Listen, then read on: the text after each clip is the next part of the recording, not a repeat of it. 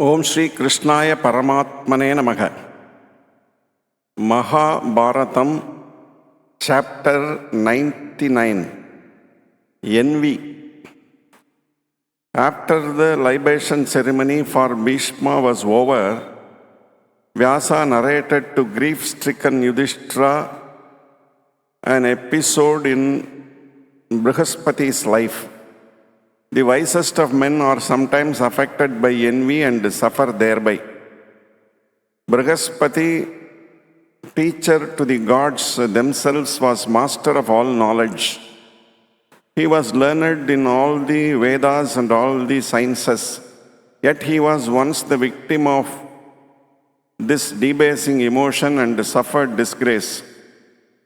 Brihaspati had a younger brother, Samvarta, who was also a person of great learning and a very good man. Brihaspati was, for this reason, stricken with envy of his brother. In this world, men become envious of others just because the others are good, while they themselves are not so good, and they cannot bear this. It is strange indeed that men should not suffer even virtue in others. Brihaspati harassed Samvarta in many ways. When he could not stand it anymore, poor Samvarta put on the appearance of an eccentric and wandered from place to place and spent his days in that way to escape from his brother's persecution. King Marutha of the Ishwaku dynasty made great penance and obtained from the Lord of Kailasa a great gold mine in the Himalayas, and with his resources thus augmented, he desired to perform a great yajna. Marutha requested Brihaspati to conduct the yajna for him, but Brihaspati feared that Marutha would, as a result of the yajna, overshadow the gods who were his charge. He refused to comply with the king's invitation despite his pressing entreaties. Thereupon King Marutha, who had come to know about Samvarta, found his whereabouts and approached him with the invitation to conduct his yajna. He at first refused and tried to avoid the honor, but finally yielded. This further increased Brihaspati's envy of his unfortunate brother. Here is this enemy of mine, Samvarta, going to conduct King Marutha's great yajna. What shall I do now? Thus did Brihaspati brood over it until his envy affected his health. His health declined rapidly and he became thin and pale.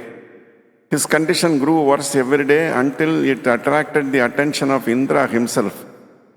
Indra, chief of the gods, approached the divine preceptor and, saluting him, asked, "Lord, why are you ill? What has caused this languishing? Do you sleep well? Do the attendants serve you properly? Do they anticipate your wishes and not wait to be told? Do the gods behave courteously towards you, or has there been any lapse in this respect?" To Indra's anxious inquiry, Brihaspati replied, "Devaraja, I sleep on a good bed and in right time. The attendants serve me with all devotion. There is nothing wanting in the respect and courtesy shown by the gods." Then his voice failed and he could not proceed. So great was his prostration of spirit. "Why are you grieved?" asked Indra affectionately. "Why have you grown thin and bloodless? Tell me what troubles your mind." Brihaspati then told Indra about it all. "Samvarta is going to conduct a great yajna. It is this that has made me wan and thin. I cannot help it," he said. Indra was surprised. Learned Brahmana, there is no object of desire that is not already yours. You are wise and learned, and the gods themselves have accepted you as their priest and wise counselor. What harm can Samvarta do to you? There is nothing you can lose on account of him. Why do you needlessly take upon yourselves this suffering by mere envy? It was amusing that Indra should so far and so humanly forget his own history as to give counsel to good conduct. But Brihaspati refreshed his memory on the point and asked, would you yourself delightedly watch your enemy's power growing? Judge me by how you would have felt had you been in my position. I beg of you to save me against this Samvarta. You must find a way to put this man down. Indra sent for Agni and asked him to go and stop the yajna of Marutta somehow. The god of the fire agreed and went on this mission. The trees and the creepers along his path caught fire, and the earth trembled as he marched roaring. He presented himself before the king in his divine form. The king was mightily pleased to see Agni stand before him. He ordered the attendants to do all the usual honors of hospitality. Let him be duly seated. Have his feet laved and bring the gifts proper to his greatness, said the king, and this was done. Agni then explained why he had come. Do give up this Samvarta. If you require a priest, I shall bring Brihaspati himself to help you. Samvarta, who heard this, was indignant. The wrath of one who led the strict life of Brahmacharan was exceedingly potent. Stop this chatter, he said to Agni. Do not let my anger burn you up. Fire reduces things to ashes, but Brahmacharya can burn up fire itself. At Samvarta's anger, Agni trembled like an aspen leaf, retired quickly. He returned to Indra and told him what had happened. The king of gods could not believe the story.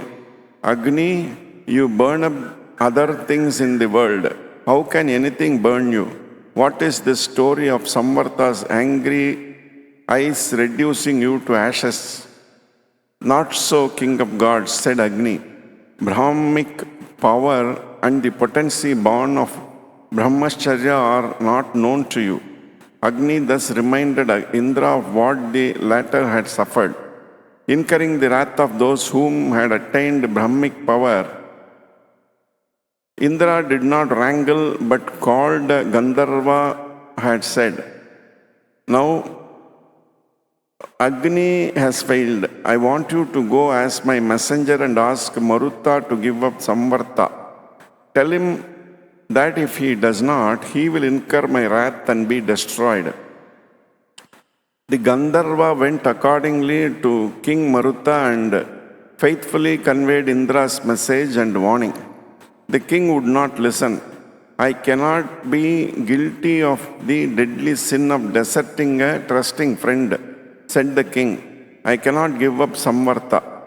The Gandharva said, O king, how can you survive when Indra hurls his bolt at you?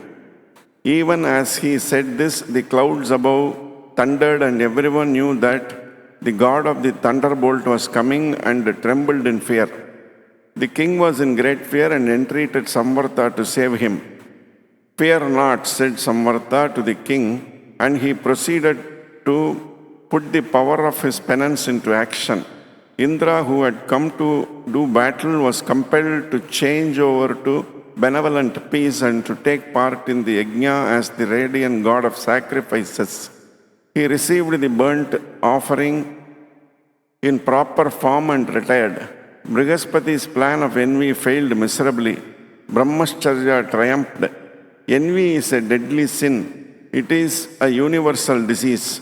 If Brihaspati, who could defeat the goddess of knowledge herself in learning, became a victim to envy, what is there to say about ordinary mortals? This completes the chapter 99.